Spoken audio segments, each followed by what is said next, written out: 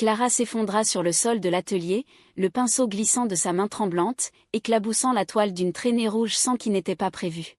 « Pourquoi m'as-tu trahi, Manon » hurla-t-elle, la voix brisée par un sanglot qui semblait venir des abysses de son âme. Devant elle, le tableau inachevé, miroir de son chaos intérieur, révélait déjà trop, deux silhouettes enlacées sous un ciel espagnol tourmenté, un secret qu'elle n'avait pas encore osé avouer à quiconque.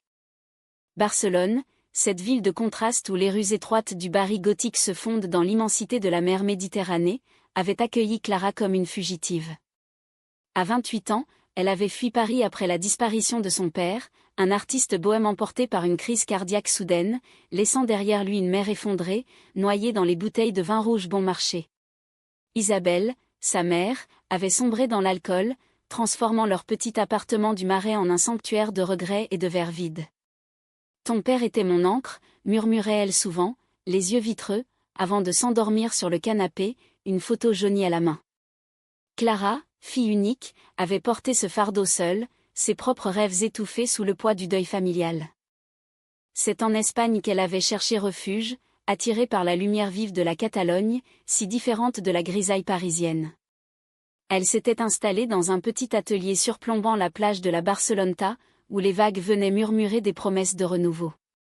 Là, elle peignait, créant des toiles abstraites où les couleurs tourbillonnaient comme ses émotions, le bleu profond de la mer pour la mélancolie, le rouge ardent pour la passion refoulée. Mais son secret, ce penchant pour les femmes qu'elle avait découvert adolescente, restait enfoui, masqué derrière des relations éphémères avec des hommes qui ne la touchaient pas vraiment. Manon était arrivée comme un ouragan. Française elle aussi, originaire de Lyon, elle avait 30 ans et travaillait comme professeure de littérature à l'université de Barcelone. Elle s'était rencontrée lors d'une exposition d'art contemporain au MACBA, où Clara exposait pour la première fois. Manon, avec ses cheveux noirs courts et bouclés, ses yeux bruns perçants et son sourire espiègle, avait fixé une de ses toiles avec une intensité qui avait fait rougir Clara. « Cette œuvre parle d'un amour interdit, n'est-ce pas ?» avait-elle demandé, sa voix douce portant un accent lyonnais chantant. Clara avait nié, mais au fond d'elle, elle savait que Manon avait vu juste. Le tableau représentait deux formes féminines entrelacées, un hommage discret à ses désirs cachés. Leur amitié avait fleuri rapidement. Des promenades le long de la Rambla, des cafés partagés dans les bodegas cachés, des discussions interminables sur Baudelaire et Rimbaud. Manon, ouvertement lesbienne, parlait librement de ses relations passées, de ses cœurs brisés et de ses espoirs. Clara, fascinée, se sentait attirée par cette liberté qu'elle n'osait pas s'octroyer. « La vie est trop courte pour se cacher », disait Manon en sirotant un vermut. Clara hochait la tête, mais son passé la retenait, la peur de blesser sa mère, déjà fragile, et le fantôme de son père qui, de son vivant, avait toujours prôné la conformité. Un soir, sous les lumières tamisées d'un bar flamenco, tout avait basculé. La guitare pleurait une mélodie lancinante, et Manon avait pris la main de Clara. « Je te vois, Clara. Je te vois vraiment. » Leurs lèvres s'étaient effleurées, un baiser timide qui avait allumé un feu en elle. Pour la première fois, Clara s'était sentie vivante, libérée des chaînes de son éducation catholique stricte.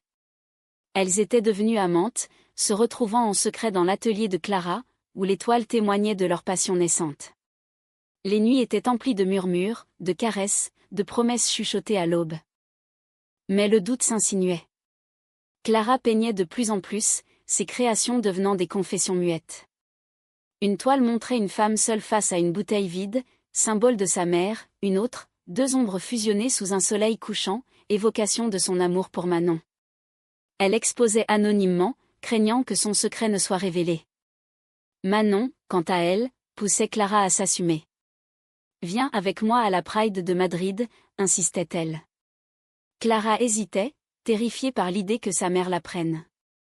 Puis vint la trahison. Lors d'une dispute, Manon, frustrée par les cachotteries de Clara, avait partagé une photo d'elle sur les réseaux sociaux, sans son consentement. « C'est pour nous libérer », avait-elle argué. Mais pour Clara, c'était une invasion. La photo avait circulé, atteignant des amis communs à Paris. Isabelle, alertée par une cousine, avait appelé, ivre et furieuse. « Qu'est-ce que c'est que cette folie ? Ton père se retournerait dans sa tombe. » Clara, dévastée, avait confronté Manon. Tu m'as exposée au monde sans me demander. Les larmes coulaient, mélange de colère et de peur. Manon, repentante, avait tenté de la calmer, mais le mal était fait. Leur relation, si fragile, vacillait déjà. Les jours suivants furent un tourbillon de confusion. Clara se réfugia dans son atelier, peignant avec une fureur nouvelle.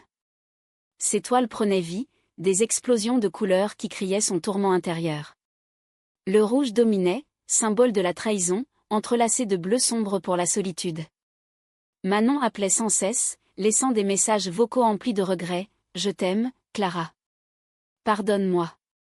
J'ai été stupide. » Mais Clara, blessée, gardait le silence, se repliant sur elle-même comme elle l'avait fait après la mort de son père.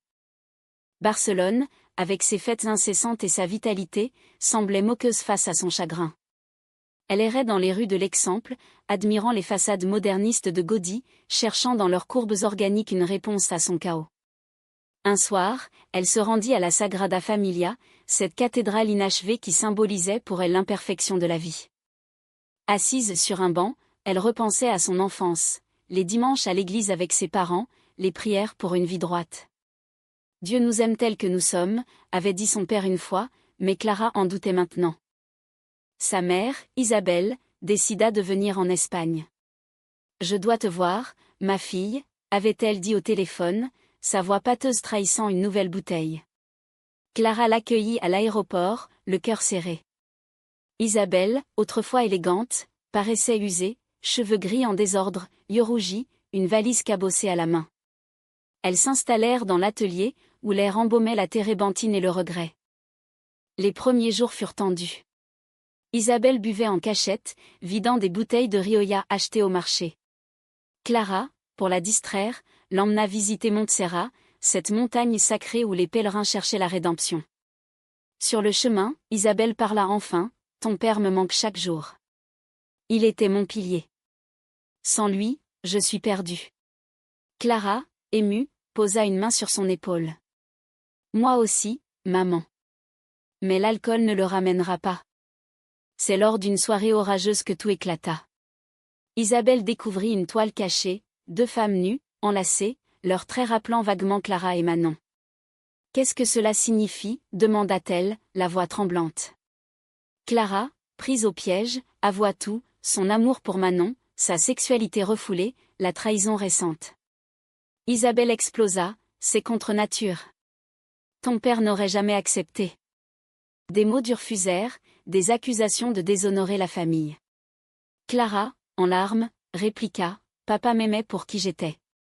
C'est toi qui te noies dans le passé. » La dispute culmina quand Isabelle, ivre, brisa une bouteille contre le mur. Des éclats de verre volèrent, mais Clara s'enfuit, courant sous la pluie battante vers la plage. Là, trempée, elle hurla sa douleur à la mer déchaînée. Manon, alertée par un message paniqué, la rejoignit. « Je suis là », murmura-t-elle, l'enlaçant malgré la tempête. Elles restèrent ainsi, unies contre les éléments, un premier pas vers la réconciliation. Mais le conflit n'était pas résolu. Isabelle, le lendemain, s'excusa maladroitement. « J'ai peur pour toi, Clara. Le monde est cruel. » Clara, épuisée, décida de lui montrer ses créations complètes, une série de toiles intitulée « Secrets révélés », où chaque tableau racontait une partie de son histoire. Le père absent dans des ombres floues, la mère perdue dans des tourbillons d'ambre liquide, et l'amour lesbien en couleurs vives, affirmé. Manon revint dans sa vie progressivement. Elles se revirent dans un café du Born, où les conversations reprirent, plus profondes. « Je t'ai trahi parce que je voulais te libérer, mais j'ai oublié que la liberté se choisit », admit Manon. Clara, touchée, pardonna, mais posa des limites. Leur amour renaquit, plus mature, teinté de la conscience des blessures passées. Pourtant, un nouveau coup frappa. Une galerie d'art à Madrid contacta Clara pour une exposition. Parmi les toiles sélectionnées, celle révélant son secret. Paniquée, elle confia ses doutes à Manon, « Et si ma mère le voit ? Et si le monde me juge ?» Manon la serra, « Tes créations sont en vérité. Elles te guériront. » Isabelle, sentant le vent tourner, tenta de se reprendre. Elle accepta d'aller à une réunion des alcooliques anonymes à Barcelone, un premier pas vers la sobriété. Clara l'accompagna, voyant en elle un miroir de sa propre lutte pour l'acceptation. L'exposition approchait, et avec elle, le haut trao de la vie de Clara. Madrid, capitale vibrante, accueillit l'événement dans une galerie chic du quartier de Malazana. Les toiles de Clara y étaient accrochées, baignées de lumière douce qui mettaient en valeur leurs émotions brutes. Secrets révélés, attiraient les regards, des critiques murmuraient sur l'audace, des visiteurs s'attardaient, touchés par la profondeur humaine. Manon était là, soutien indéfectible, vêtue d'une robe noire élégante qui soulignait sa grâce. « Tu es magnifique », chuchota-t-elle à Clara, nerveuse dans sa tenue simple. Isabelle avait promis de venir, mais son arrivée tardive inquiétait. Clara arpentait la salle, répondant aux questions. Ses œuvres sont autobiographiques ? Oui, avouait-elle, pour la première fois publiquement. Soudain, un scandale éclata. Une ancienne amie de Paris, jalouse du succès de Clara, avait contacté la presse locale, révélant des détails intimes sur sa relation avec Manon. Un article en ligne titrait « L'artiste française expose son amour lesbien à Madrid ». Les murmures se transformèrent en bourdonnement. Clara, blême, sentit le monde s'effondrer. Manon la prit par la main, « Nous affrontons cela ensemble ». Isabelle arriva à ce moment, sobre pour la première fois depuis des mois. Elle lut l'article sur son téléphone, puis observa l'étoile. Au lieu de la colère attendue, ses yeux s'emplirent de larmes. Elle s'approcha de Clara. « Ma fille, je vois maintenant tes créations. Elles me montrent ta douleur, et la mienne. J'ai été aveugle. » Une étreinte suivit, longue et réparatrice, sous les regards des invités. Isabelle murmura, « Ton père serait fier de ton courage. Il m'a toujours dit que l'amour n'a pas de forme. » Cette révélation publique devint un tournant. Clara, au lieu de se cacher, prit la parole lors du vernissage.